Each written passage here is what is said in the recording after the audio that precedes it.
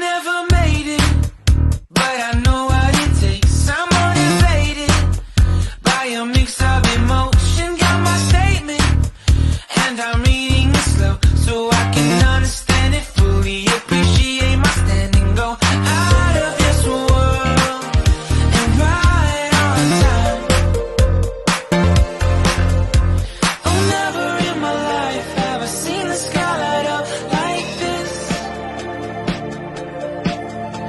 I'm far away from Earth and I wanna know if you exist.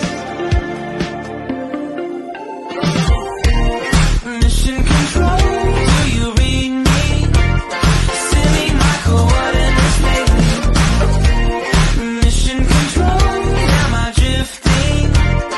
Tie me to someone who will love me, yeah. Wait, I think I'll last a bit longer. Find another.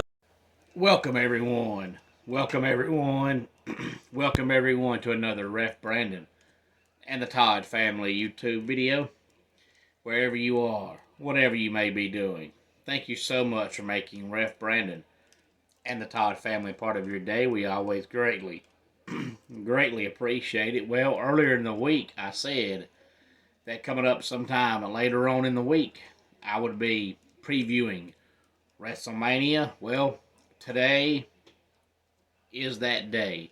Now that it's Thursday, we are about 2.5 days away from the start of WrestleMania, depending on when you watch the video, but it kicks off Saturday afternoon on the East Coast at 5 o'clock Eastern Time with the pre-show. But of course, WrestleMania is just like the Super Bowl, and it gets an entire week.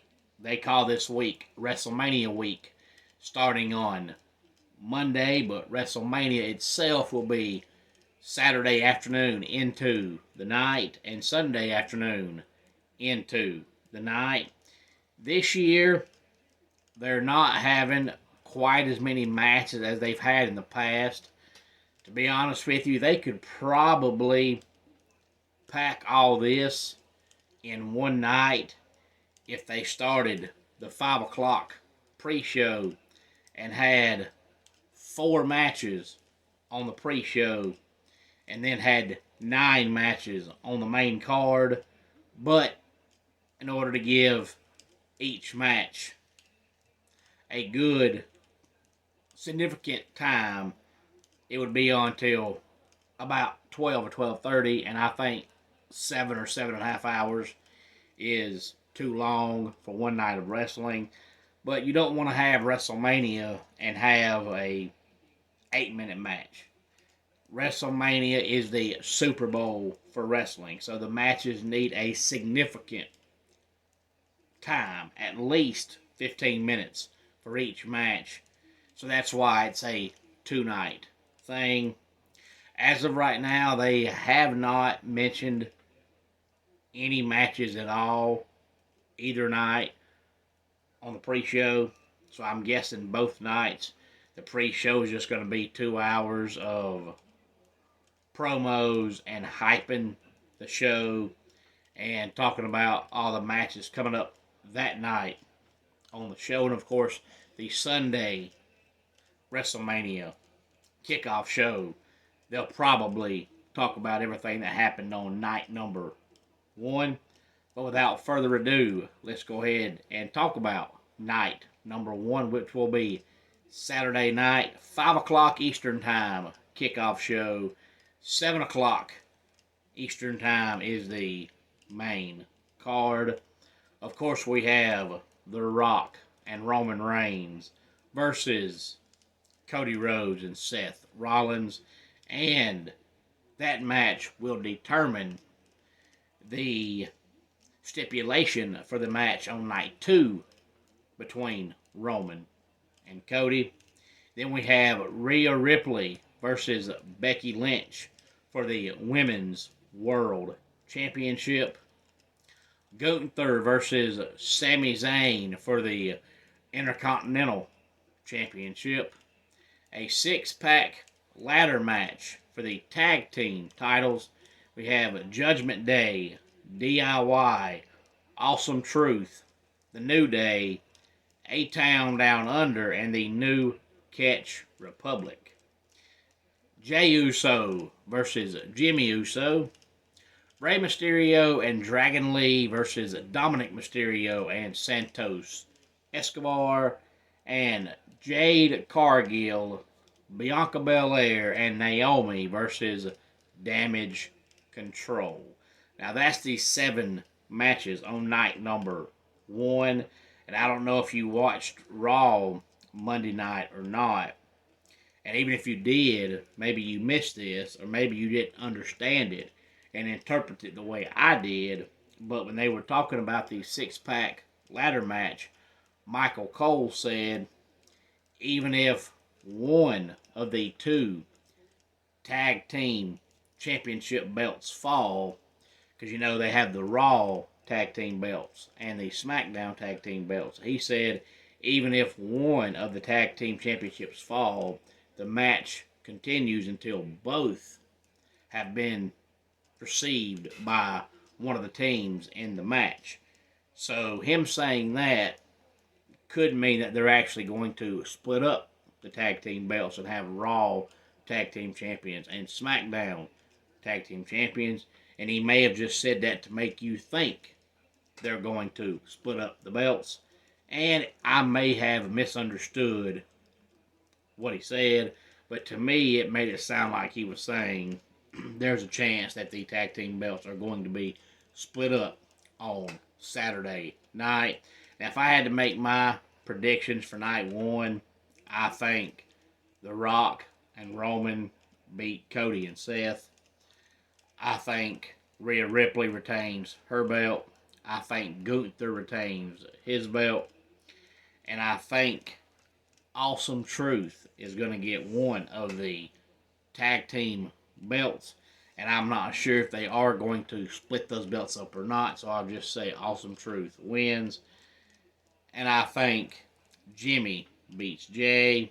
I think Ray and Dragon Lee beat Dominic and Santos Escobar. And I think Jade Cargill, Bianca Belair, and Naomi will defeat Damage Control. Now on to night number 2. Night number 2 has 6 matches. Of course, we have Roman Reigns versus Cody Rhodes for the Universal Undisputed Championship. Seth Rollins versus Drew McIntyre for the World Heavyweight Championship. Io Sky versus Bayley for the Women's Championship. Logan Paul versus Randy Orton versus Kevin Owens for the United States Championship. Bobby Lashley and the Street Profits versus the Final Testament in a street fight. And LA Knight versus AJ Styles. If I had to make my predictions for night number 2, I say AJ Styles defeats LA Knight. And even though I don't give 2 craps about who wins, I'll say that the Final Testament defeat Bobby Lashley and the Street Profits. Logan Paul will retain the United States Championship. Bayley will win the Women's Championship. Drew McIntyre will win the World Heavyweight Championship. And Cody Rhodes will defeat Roman Reigns. And then I think Damian Priest comes out, cashes in Money in the Bank. Damian Priest defeats Cody Rhodes. And I think Damian Priest walks out of WrestleMania with the Undisputed Universal Heavyweight Championship. Those are my predictions for the 13 matches for WrestleMania this year. 7 matches on night 1 and 6 matches on night 2. And the reason why I said I don't give 2 craps about that one match is because I like Bobby Lashley, but I have never been a fan of the Street Profits. I just don't care for them. They're not for me. And I ain't got a problem with AOP. I ain't got a problem with Paul Ellering. But I think Karrion Kross is a charisma vacuum. I mean, he just sucks up all the charisma from anybody that's around him.